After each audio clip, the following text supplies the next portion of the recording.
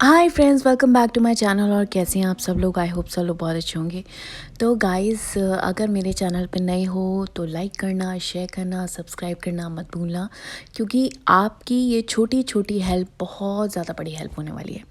तो आज ना मैं आपको एक ऐसी स्टोरी सुनाने जा रही हूँ जो कि हमारे जो यंगस्टर्स होते हैं ना, जो कि प्यार में पड़ जाते हैं और फिर प्यार में ये भी सोचते हैं कि हम जान दे देंगे, उन लोगों के लिए बहुत इम्पोर्टेंट है।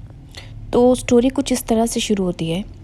अंजू और रोहित दोनों एक ही क्लास में पढ़ते थे।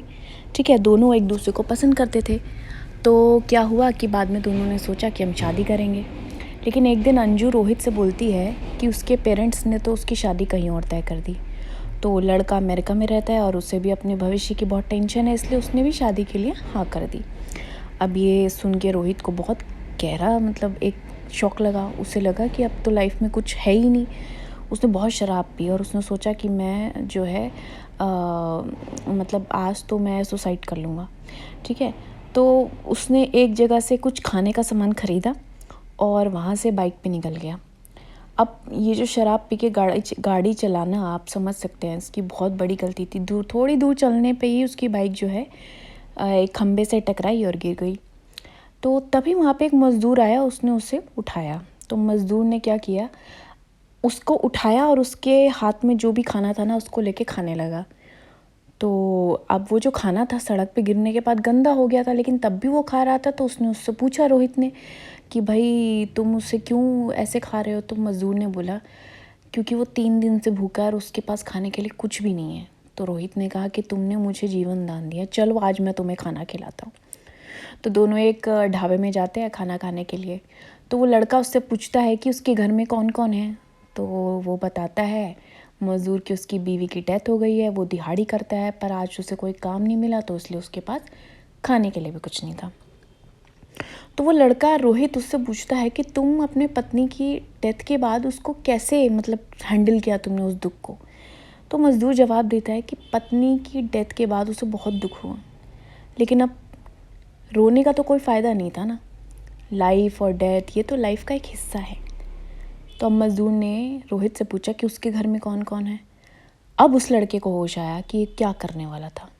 वो सोचने लगा कि अगर उसकी डेथ हो जाती है तो उसके पेरेंट्स का क्या होगा। तभी उसकी जो गर्लफ्रेंड थी अंजू, उसका फ़ोन आता है। तो वो लड़की रोहित से बोलती है कि उसकी सारी फ़ोटोग्राफ्स जो हैं वो वापस कर दे, क्योंकि अगर किसी फ़ोटोग्राफ़र ने देख ली तो उसकी बदनामी होगी। तो वो लड़का घर आता है। लड़का क्या करता है, जितनी भी लड़कियां उसकी दोस्त थीं उन सब की पिक्चर्स इकट्ठा करता है और उस लड़की को उसके हॉस्टल के पते पे भेज देता है। और साथ में ये भी लिखता है कि देखो, मुझे नहीं पता कि तुम कौन सी अंजू हो, इनमें से अपनी फ़ोटोग्राफ ढूंढ लो। मैंने काफ़ी सोचा कि तुम कौन सी अंजू हो, पर मुझे याद नहीं आया, इसलिए मेरे पास जितनी भी फ़ोटोग्राफ थी मैंने भेज दी है। मैंने सब निकाल कर तुम्हें भेज दी है, इससे तुम अपनी फ़ोटो निकाल कर बाकी वापस कर देना। तो अब उस लेटर को पढ़ के वो लड़की लड़के को एसएमएस करती है। तो लड़के ने एसएमएस देखा भी नहीं और उसका जवाब देना भी ज़रूरी नहीं समझा, क्योंकि उसे अब ये पता चल चुका था कि ज़िंदगी का मकसद ये नहीं है कि आप बस प्यार करो और उसमें नाकाम हो जाओ तो लाइफ में को डेथ की तरफ धकेल लो। उसको एक अनपढ़ मज़दूर ने बहुत अच्छी सीख दे दी थी। तो क्या होता है ना कि लाइफ में कोई चीज़ हम रोक नहीं सकते, है ना। ना जवानी रुक सकती है, ना बुढ़ापा रुक सकता है, ना लाइफ की कोई भी चीज़ नहीं रुक सकती, दुख सुख कुछ नहीं रुक सकता।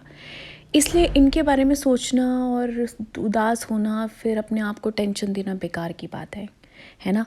तो यही एक स्टोरी का मॉरल था और मुझे ऐसा लगा कि ये यंगस्टर्स को शेयर करना चाहिए और उनको समझना चाहिए कि लाइफ में आगे कैसे बढ़ना है, मूव ऑन कैसे करना है ना। तो मिलते हैं नेक्स्ट पॉडकास्ट पे। Till then take care, bye. और सब्सक्राइब करना मत भूलना यार, प्लीज़ कर देना। Take care, bye.